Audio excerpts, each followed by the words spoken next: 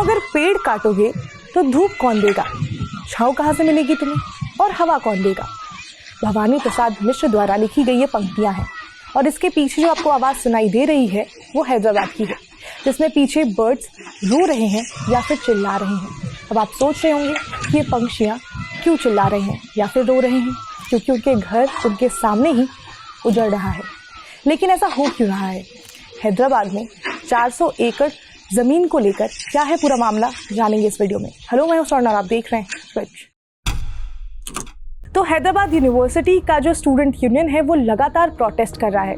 उसकी वजह ये है कि तेलंगाना में 400 एकड़ ज़मीन जो है वो हैदराबाद यूनिवर्सिटी के पास की वो तेलंगाना सरकार जो है वो ले रही है। तेलंगाना सरकार का कहना है कि वो ज़मीन उनकी है और अब वो वहाँ पर जंगल की कटाई कर रहे हैं। स्टूडेंट्स लगातार इसको लेकर प्रोटेस्ट कर रहे हैं और वो ये भी अपील कर रहे हैं कि जो बाकी के स्टूडेंट्स और प्रोफेसर हैं वो भी इस प्रोटेस्ट में शामिल हो। तो यहाँ पर जिस 400 एकड़ ज़मीन की बात हो रही है उसका मामला क्या है वो भी समझ लेते हैं।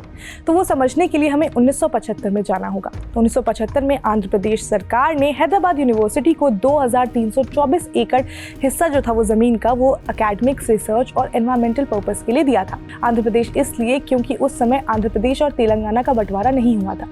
तो ये 400 एकड़ ज़मीन जो है वो इसी का हिस्सा है।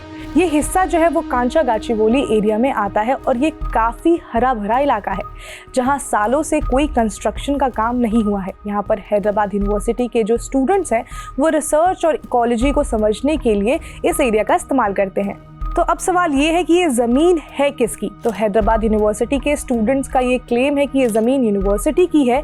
वही स्टेट गवर्नमेंट इस ग्रीन एरिया को अपना बता रहे हैं। मीडिया रिपोर्ट्स में बताया गया कि 1975 में जब आंध्र प्रदेश सरकार ने हैदराबाद यूनिवर्सिटी को ये ज़मीन दी थी तो उसका प्रॉपर डॉक्यूमेंटेशन नहीं हुआ था। तो यूनिवर्सिटी स्टूडेंट्स का कहना है कि ये ज़मीन सरकार ने यूनिवर्सिटी को दे दी है और ये ग्रीन लैंड न केवल यूनिवर्सिटी के लिए बल्कि तेलंगाना के एनवायरनमेंट के लिए भी बहुत ज़्यादा इंपॉर्टेंट है।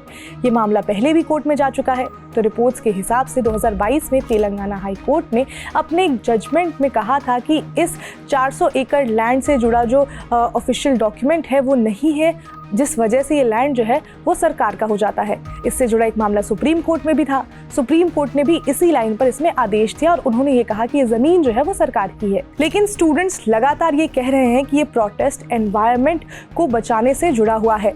अलग अलग रिपोर्ट्स में बताया गया है कि इस एरिया में कई फ्लोरा और फौना के स्पीशीज हैं। बायोडाइवर्सिटी के लिहाज से ये बहुत ही ज़्यादा सेंसिटिव एरिया है और इसकी रक्षा होनी चाहिए।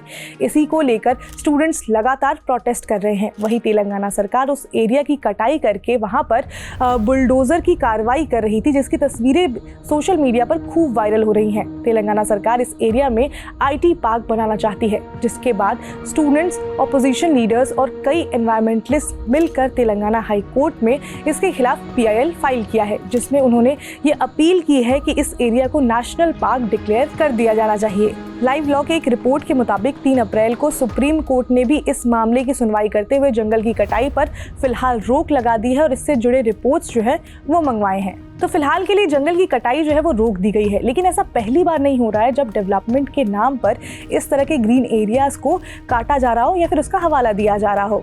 ये इंसिडेंट जो है वो कई सवालों को खड़ा करता है। एक तो ये कि जो इकोलॉजी और इकोनॉमी का बैलेंस है वो हम कब ढूंढेंगे। क्लाइमेट चेंज जो बहुत बड़ी समस्या बनते जा रही है, अभी हो भी चुकी है, उसमें इस तरह की जंगलों की कटाई जो है उसका असर क्या पड़ेगा। हमें ये भी समझना होगा कि हम एनवायरनमेंट में बैलेंस कब ढूंढेंगे, क्योंकि ये बहुत ज़्यादा इंपॉर्टेंट है। अगर हमने इकोलॉजी पर ध्यान नहीं दिया तो उसका इम्पैक्ट हम पर भी पड़ेगा और इनफैक्ट हम पे पड़ भी रहा है क्लाइमेट चेंज के तौर पर। हम देख रहे हैं, अभी हम देखा था हमने कि मार्च के महीने में मई जैसी गर्मी पड़ रही थी। ये सब किसका असर है? ये सब क्लाइमेट चेंज का ही तो असर है। तो ऐसे में जब जिस तरह से जंगलों की कटाई की जा रही है और जिस तरह से इकोलॉजी पर ध्यान नहीं दिया जा रहा है, वो कई सवाल खड़े करते हैं और ये भी हमें बताता है कि हमें एनवायरनमेंट पे ध्यान देने की कितनी ज़्यादा ज़रूरत है।